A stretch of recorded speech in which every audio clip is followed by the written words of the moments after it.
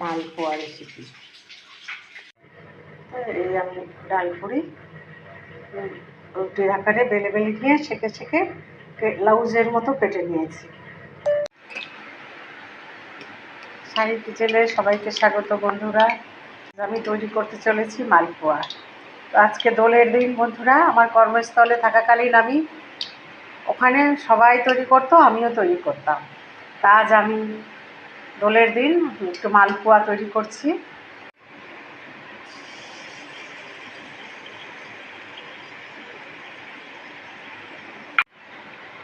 খুব সুন্দর হচ্ছে আজ।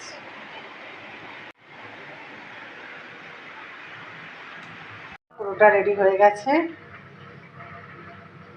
রমজান মাস এত কিছু তৈরি করার সাথে আর আমার সম্ভব হয়ে ওঠেনি, তাই আমি এই ধরনের নতুন ধরনের একটা ডালপুরি তৈরি করে ফেললাম বন্ধুরা। খুব এই আমার ডালপুরি